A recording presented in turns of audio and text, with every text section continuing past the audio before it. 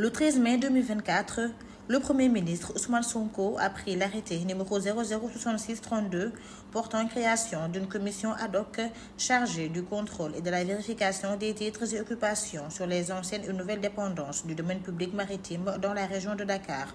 Cet arrêté prévoit entre autres la participation de 3 députés de l'Assemblée nationale au sein de cette commission.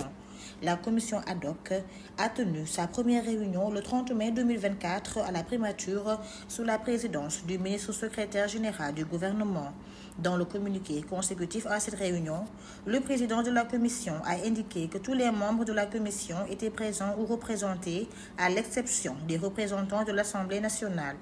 J'ai été informé que le bureau de l'Assemblée nationale justifie son absence dans la commission ad hoc en invoquant la séparation des pouvoirs, arguant que l'Assemblée nationale ne devait pas être représentée au sein de cette commission créée par le pouvoir exécutif.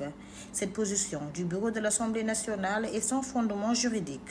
Elle semble plutôt refléter une volonté manifeste de discréditer le travail de transparence engagé par les nouvelles autorités concernant la gestion de notre domaine public maritime. Elle montre tout autant un désintérêt flagrant pour la transparence dans la gestion de notre DPM. De plus, elle ignore le rôle crucial que l'Assemblée nationale doit jouer en matière de transparence, de redevabilité et d'évaluation des politiques publiques. Il est important de rappeler que le gouvernement pouvait de plein droit choisir 3 députés de l'Assemblée nationale pour siéger au sein de la commission. En effet, selon l'article 165 du Code électoral, les députés peuvent être chargés par le pouvoir exécutif d'une mission publique au cours de leur mandat. L'exercice de cette mission publique est compatible avec le mandat parlementaire. Par conséquent, le gouvernement a le droit de faire participer des députés de son choix à cette commission sans passer par l'Assemblée nationale en cas de non-coopération de cette dernière. J'invite dès lors le gouvernement à cette voie de droit.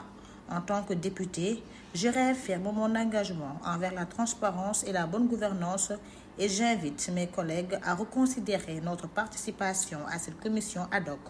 Nous avons le devoir de veiller à ce que la gestion de notre domaine public maritime se fasse dans l'intérêt de tous nos citoyens, en toute transparence et avec la plus grande rigueur. Signé Guy Marius Sagna, fait à Dakar le 5 juin 2024.